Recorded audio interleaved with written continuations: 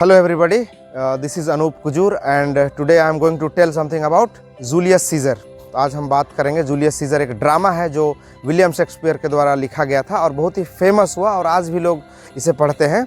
University में पढ़ाया जाता है, बच्चों को भी पढ़ाया जाता है। तो आज इसके बारे में हम कुछ जानेंगे। तो ये जो जूलियस सीजर था वो रोम का एक सेनापति था और बहुत ही फेमस रहा, बहुत ही अच्छा काम किया और दिन ब दिन फेमस हुए जा रहा था। तो ये जो फेम है, नेम है, ये कुछ लोगों को हजम नहीं हो रही थी। कुछ लोग बोले तो जैसे कैसियस था और कैसियस जो था उसको मार डालना चाहता था और ब्रूटस एक और आदमी था जो विलियम सीजर का दोस्त था, जूलियस सीजर का दोस्त था। तो उसको समझाता है कैसियस कि भाई हम दोनों मिलते हैं और इसको सीजर को मार डालते हैं और रास्ते से हटा लेते हैं। और वही होता है, सारे लोग मिलते हैं और सीजर की हत्या कर देते हैं, मार डालते हैं। एंड देन व्हाट हैपेंस, जब मारने जाते हैं तो सब कोई एक एक करके मारता है, बारी बारी से मारता है, बारी बारी से मारता है, छुरा घोंपता है उसको। और लास्ट में ब्रूटस आता है, वो भी मारता है, घोंपता है उसको। और यहाँ पर एक फेमस जो फ्रेज है वो बोलता है, ब्रूटस तुम भी, मतलब वो हैरान हो गया था, सारे लोग तो मार रहे हैं, ये तुम क्यों मार रहे हो।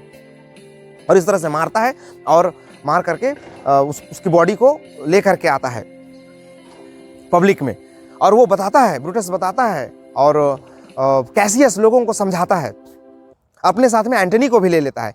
मार्क एंटनी एक और आदमी था जो उसका दोस्त होता है, जूलियस सीजर का दोस्त होता है, उसको भी अपने भरोसे में ले लेता है और सारे लोगों को बताता है, मैंने ही मारा है, मैंने मारा है जूलियस सीजर को, क्योंकि मैं रोम से बहुत प्यार करता हूं। और उसको मार डालता है क्योंकि अगर ये जिंदा रहता और लंबे समय तक जिंदा रहता तो हो सकता है ये मार डालता, बाकी लोगों को भी मार डालता ये, और ये एक डिक्टेटर बन सकता था। जूलियस सीजर और 1-2 साल रहता तो वो डिक्टेटर बन जाता, एक टायरेंट बन जाता, तानाशाह बन जाता। इसलिए हमने इसको मार डाला।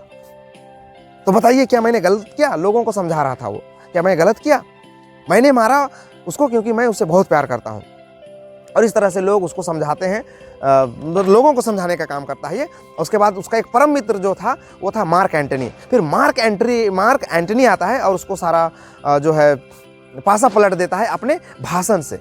अपने भाषण में बोलता है कि हाँ, ये जो ब्रूटस है उसने मुझे बुलाया यहाँ पर बोलने के लिए और today I am here to bury Brutus, bury Caesar. Today I am here to bury Caesar, not to praise him. मतलब वो बोलता है कि आज मैं यहाँ पर सीजर को दफनाने आया हूँ, ना कि उसकी बड़ाई करने आया हूँ। लेकिन धीरे धीरे धीरे वो पोल खोलना शुरू कर देता है और बोलता है कि ये नोबल मैन है, ये ब्रूटस जो है he is noble man, he is honourable man. और ये ऑनरेबल मैन कहता है कि ब्रूटस कहता है कि सीजर जो था बहुत ही एम्बिशियस था, पागल सनकी था, और सनकी होने के कारण ये खतरा था हमारे लिए। लेकिन क्या वो सही में ऐसा था? वो जो कैप्टिव्स है उसको दूसरे 2 देशों से छुड़ा करके लाता है। कैप्टिव्स मतलब वो अपने देश के लोगों को, कुछ लोग उधर बंदी बना करके रखते हैं, उनको छुड़ा करके लाया था अपने देश में, उनके लिए लड़ाई किया था। और 3 बार उसने राजा बनने से इनकार कर दिया था, क्राउन लेने से रिफ्यूज कर दिया था। But this Brutus says that he was over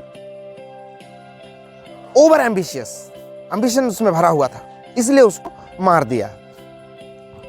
क्या ये सही है? और धीरे धीरे जो एंटनी है उसके सारी अच्छाइयों को एकदम सरकास्टिक वे में बताता है, एकदम अलग ही तरीके से बताता है। बोलता है कि देखो सीजर जो है ये काम किया, वो काम किया, फिर भी ये जो भाई साहब हैं जेंटलमैन है, ऑनरेबल मैन, ब्रूटस जो है उसको बोलते हैं एम्बिशियस, ओवर एम्बिशियस पर्सन। और देन ही टेल्स, वो बोलता है कि आई हैव अ विल। उसका एक लेटर मिलता है उसको, एक इस तरह का लेटर मिलता है क्लोजेट में, कबर्ड में रखा हुआ रहता है एक लेटर। बोलता है कि ये जो लेटर है मैंने उसको उसके क्लोजेट से पाया है और उसमें वो अपना विल बताया है। और बोलता है कि अगर मैं इसको पढ़ूंगा तो आपके आंखों में आंसू आ जाएंगे and you will cry for him.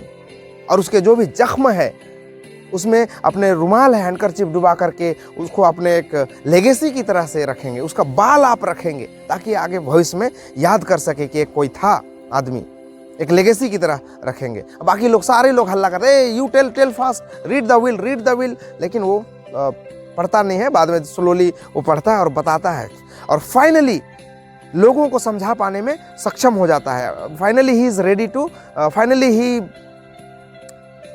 लोगों को समझा देता है कि भाई उसका मृत्यु जो था नॉर्मल नहीं था, उसको मारा गया, उसको सारे लोग जानते हैं, लेकिन उसको एक कॉन्स्पिरेसी के तहत मारा गया, उसको साजिश रच करके मारा गया। और सारे लोग पीछे से चिल्लाते हैं कि हम लोग इसका रिवेंज लेंगे, हम लोग इसका बदला लेंगे। और यहीं पर यह समाप्त होता है। मैंने बहुत छोटा सा कोशिश किया था इसको समझाने का। Thank you very much, all the best.